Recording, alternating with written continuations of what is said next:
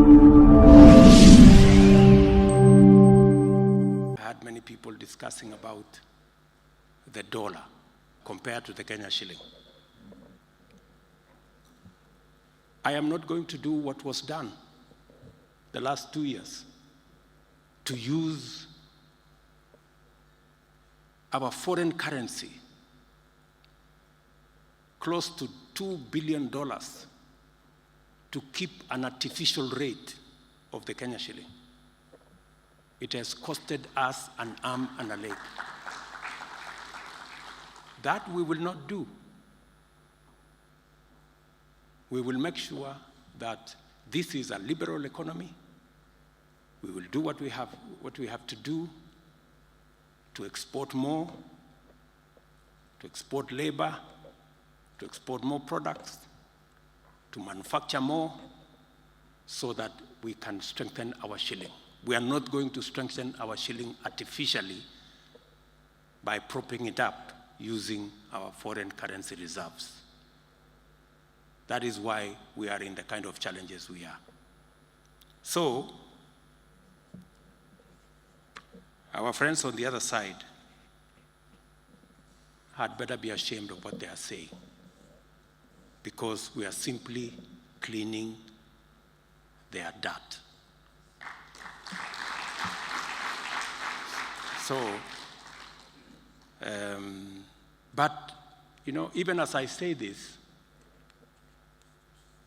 we encourage every Kenyan to hold us to account.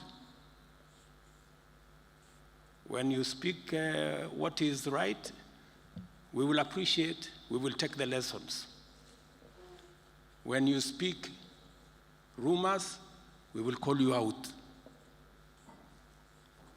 That's how things will be. So,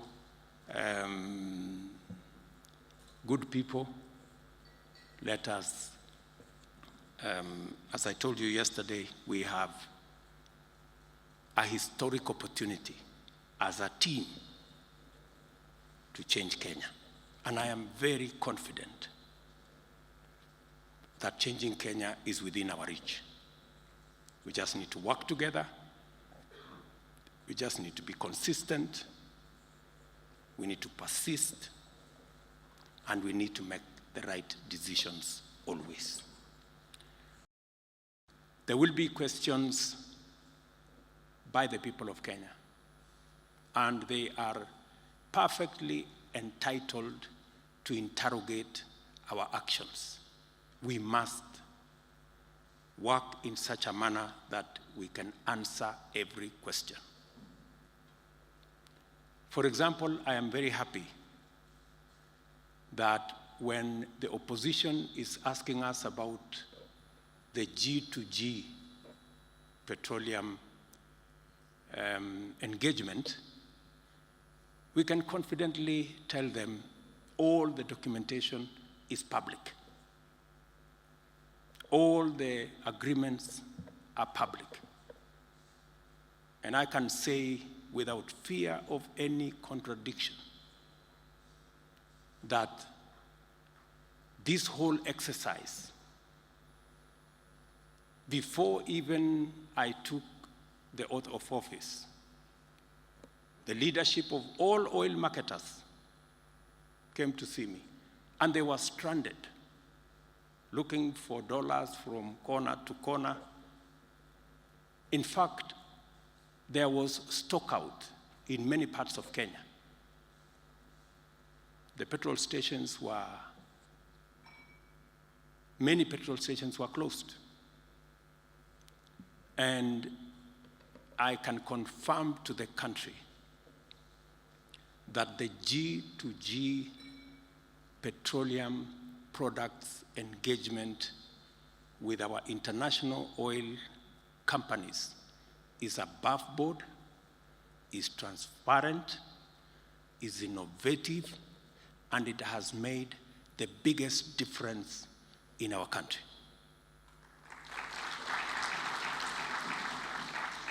If we hadn't been innovative,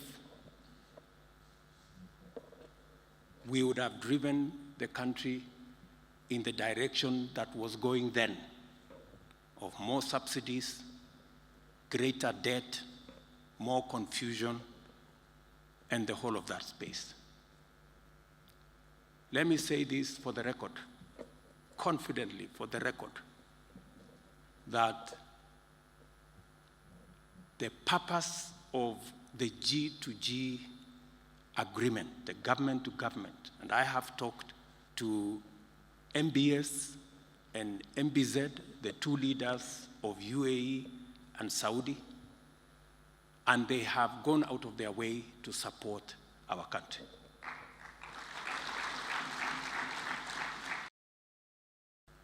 The purpose of government in that agreement, in that MOU, is not so that we sell oil products. The only purpose of government is twofold. Number one, to guarantee international oil companies that they can extend product to Kenya for 6 months, and that after 6 months, we're going to pay. And we have kept our part of the bargain. We have made sure that they are paid their money by the oil marketing companies in Kenya. Number two, we gave them the guarantee that dollars will be available for them. The government of Kenya was going to make sure. We have made sure that that is the case. The rest is private business.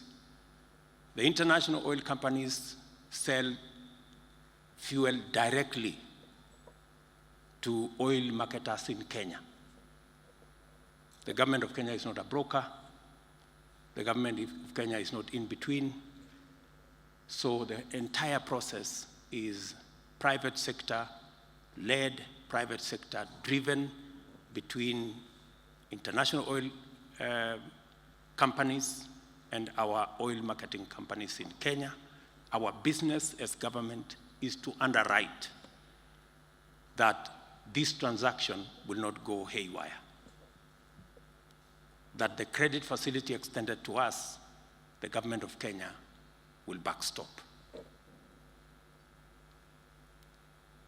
And it is not for me to say it is working or not. I want to challenge the speculators and the agents of the cartels to go and speak